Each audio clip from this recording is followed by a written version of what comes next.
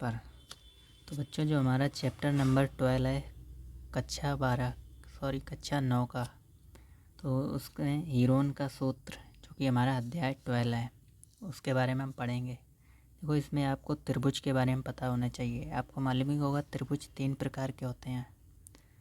तो इसमें आपको क्षेत्रफल निकालना है त्रिभुज का। तो उसी का एक फार्मूला है, इसको हीरोन्स फार्मूला कहते हैं। तो उसी के बारे में हम जानेंगे। फिर उसके बाद एक्सरसाइज 1.1 12.1 को हम सॉल्व करेंगे। तो कुछ पहले हम बेसिक जान लेते हैं इसके बारे में। तो देखो, आपने त्रिभुज के बारे में पढ़ा होगा। त्रिभुज कैसे कहते हैं? किन्हीं 3 भुजाओं से घिरी हुई बंद आकृति को त्रिभुज कहते हैं। अगर आपसे कोई पूछे तो किन्हीं 3 भुजाओं से घिरी हुई बंद आकृति को त्रिभुज कहते हैं। अच्छा, त्रिभुज 3 प्रकार के होते हैं। कौन कौन से? पहला होता है हमारा समबाहु त्रिभुज। समबाहु का मतलब जिसमें सभी भुजाएं सेम हो। त्रिभुज में 3 भुजाएं होती हैं, तो ये वाली भी सेम होनी चाहिए, ये वाली भी सेम, ये वाली भी सेम। जिसमें तीनों भुजाएं सेम होती है उसको समबाहु त्रिभुज कहते हैं। फिर यहाँ पे आपको दिया है दूसरा आयत समद्विबाहु। समद्विबाहु समद्विबाहु का मतलब सम माने समान और द्वि माने 2 और बाहु माने भुजाएं। जिसमें 2 भुजाएं समान हो उसे समद्विबाहु त्रिभुज कहते हैं। समद्विबाहु त्रिभुज ऐसा होगा आपका, ये एक भुजा है, एक भुजा ये है और ये एक भुजा ये है। ये वाली 2 भुजाएं आपकी सेम होंगी और ये बड़ी होगी, तो इसको हम कहेंगे समद्विबाहु त्रिभुज, क्योंकि इसमें 2 भुजाएं हमारी समान है और एक बड़ी है। तो समद्विबाहु त्रिभुज हो गया। और एक और आप पढ़ेंगे इसमें तीसरा, समकोण त्रिभुज। समकोण त्रिभुज में तो एक हमारा 90 डिग्री का होता है। समकोण त्रिभुज में हमारा एक 90 डिग्री का होता है। ये बनता है हमारा समकोण त्रिभुज। यहाँ पे हमारा एक 90 डिग्री का होता है ये,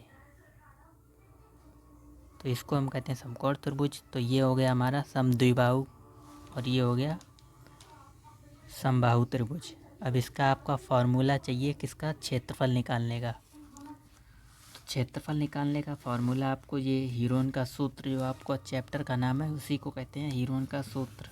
तो देखो, त्रिभुज का क्षेत्रफल, त्रिभुज का क्षेत्रफल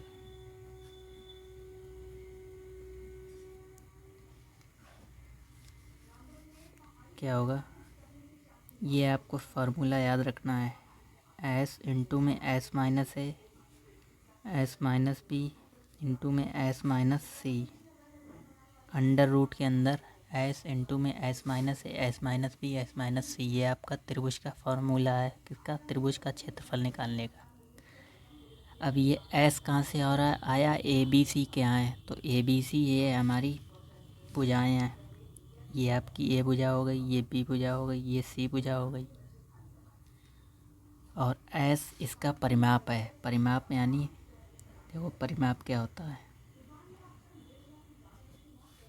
किसी भी आकृति में जितनी भुजाएं होंगी उन सब का योग परिमाप कहलाता है। इसमें 3 भुजाएं हैं, तो इसका परिमाप हो जाएगा ए प्लस बी प्लस सी। ठीक। अब देखो, ये इसमें एस यहाँ पे आपको निकालना है, तो एस इसका अर्ध परिमाप होगा। अर्ध परिमाप मतलब इसका आधा अगर हम कर दें तो इसको हम एस से प्रदर्शित करेंगे। एस बराबर A plus B plus C divided by 2। इसको अर्ध परिमाप बोलेंगे। ये इसका अर्ध परिमाप हो गया। अब ये निकालने के बाद आप फार्मूला आसानी से निकाल सकते हैं। तो अब आते हैं अपनी प्रश्नावली 12.1 के प्रश्न देखते हैं। तो प्रश्नावली 12.1 में हमसे कह रहा है पहला, त्रिभुजों के क्षेत्रफल निकालो जिनकी भुजाएं निम्नलिखित हैं। तो पहला आपको दिया है 21 मीटर, 17 मीटर और 10 मीटर। तो इसका क्षेत्रफल निकालना है। देखो कैसे निकलेगा।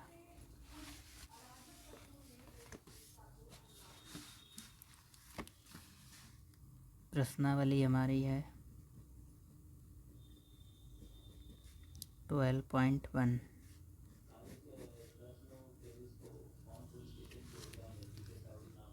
तो पहला आपका दिया है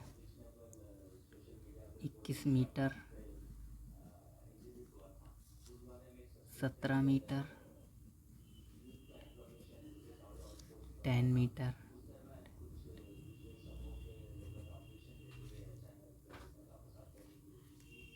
तो अब हमें इसका त्रिभुज का क्षेत्रफल निकालना है। तो त्रिभुज का क्षेत्रफल हमने अभी पढ़ा, त्रिभुज का क्षेत्रफल ये होता है, ये रोल्स के फॉर्मूले S into S minus A S minus B into में एस माइनस सी, ये आपको याद कर लेना। और उससे पहले आपको एस की वैल्यू निकालनी है, तो इसका ये अर्ध परिमाप होता है, एस बराबर A plus B plus C by 2। तो सबसे पहले हम एस निकालेंगे। त्रिभुज का क्षेत्रफल हमें ज्ञात करना है, तो एस बराबर क्या होगा, ए, यहाँ पे ए बराबर आपकी कितनी है 21, तो हम लिख लेते हैं ए बराबर 21, बी बराबर 17 और सी बराबर 10। मीटर में दी हुई है, ये मीटर हो गई, ये भी मीटर, ये भी मीटर में दी हुई है। अब अर्ध परिमाप एस बराबर, तीनों को जोड़ो, 21 प्लस 17 प्लस 10 डिवाइडेड बाय 2, तो कितना हो जाएगा 21 और 10 31 और 10 40, 8 48, 48/2, यानी कि 2 दूनी 4 और 2 चौके 8, 24 आ गया आपका एस बराबर। अब त्रिभुज का क्षेत्रफल देखो,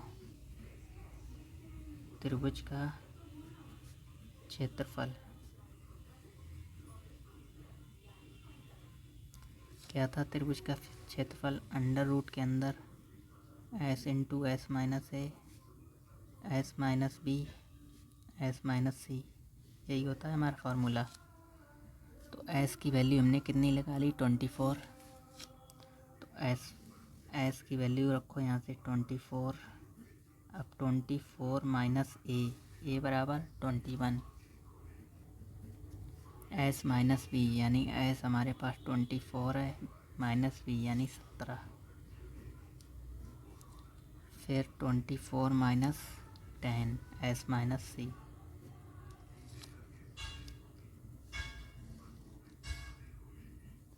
ट्वेंटी 24 तो वैसे के वैसे रहेंगे यहाँ पे, फिर 24 में से 21 माइनस करो तो 3 बचेंगे, 24 में से 17 माइनस करो 7 बचेंगे, 24 4 इधर गए, 7 इंटू में 24 में से 10 माइनस करेंगे तो 14 बचेंगे। ये सारे मल्टीप्लाई में हैं। 24 गुणे 3 गुणे 7 गुणे 14, तो 24 गुणे 7, 24 का गुणा 7 में करेंगे आएगा 72, 14 सत्ते 98, 98 और 72, इसका मल्टीप्लाई करेंगे तो हमें मिलेगा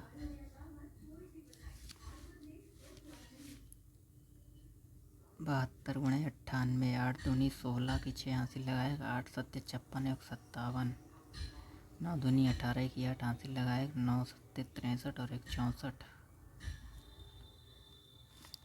6 8 7 15, 5 4 9 और 1 10 और 1 7, तो हमें मिलेगा 70 56। और ये वर्ग होता है किसका 84 का वर्ग मीटर। तो ये हमारा त्रिभुज का क्षेत्रफल हो गया।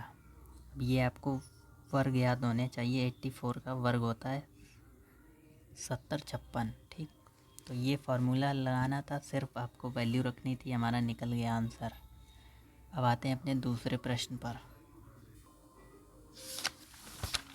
प्रश्न नंबर हमें दूसरा क्या दिया है,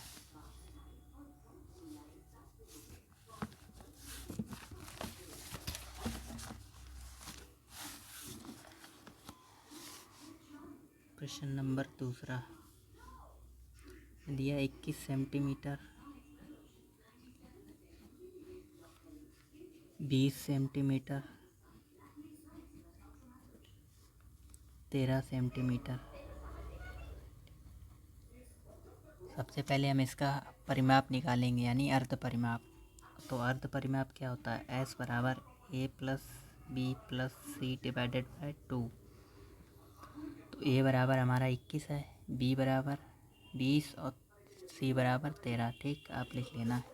A बराबर 21 सेंटीमीटर, B बराबर 20 सेंटीमीटर, C बराबर 13। C बराबर 13।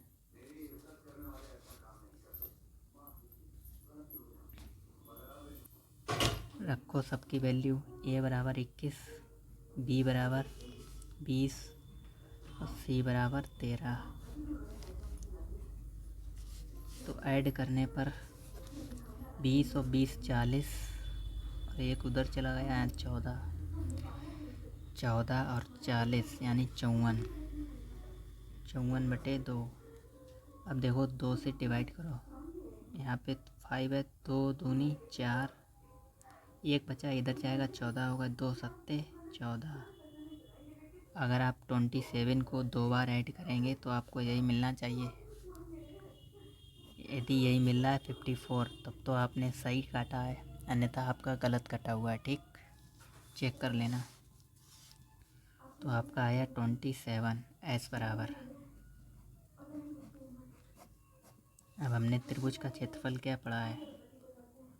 त्रिभुज का क्षेत्रफल आप जितनी बार फॉर्मूला लिखेंगे बार बार याद हो जाएगा। त्रिभुज का क्षेत्रफल होता है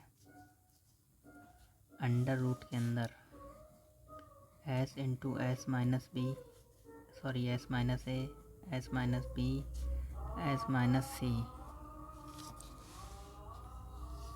देखो S बराबर हमने निकाला था 27, 27 को यहाँ रखो। तो 27 माइनस ए बराबर 21 सेंटीमीटर, ए बराबर 21। तो 27 माइनस बी बराबर हमारा था 20, S माइनस सी यानी 27 माइनस 13।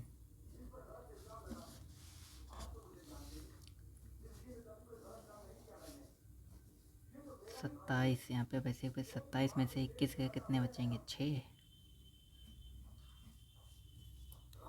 27 में से 20 के 7 बचे, 27 में से 13 गए यानी 13 दूनी 26। 27 में से जब आप 13 माइनस करेंगे तो बचेंगे 14।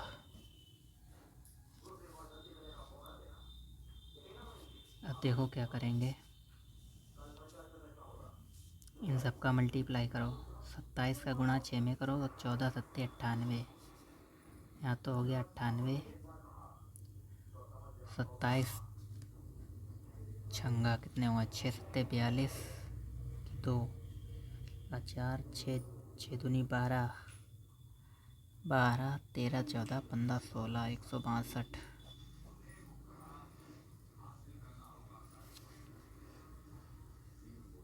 27 में से 21 गए, 6 बचेंगे। ठीक, 162। 162 में 98 का गुणा करो, 162 गुणे 98। तो 8 दूनी 16 की 6 यहाँ से लगा 1, 8 छंग 48, 1 49 की 9 हासिल लगा 4, 8 एकम 8, 4 12, 9 दूनी 18 की 8 हासिल 1, 9 छक्का 54 और 1 55 की 5 हासिल 5, 9 एकम 9, 5 14। तो यहाँ से होगा 6, 9 और 8, 9 में 1 उधर कर दो, 10 और 7 17 की 7 हासिल लगा 1, 5 और 2 7 और 1 हासिल 8, 4 और 1 5 और इधर से 15, 876। तो ये आएगा अंडर रूट के अंदर 15,876, जो कि वर्ग होता है किसका?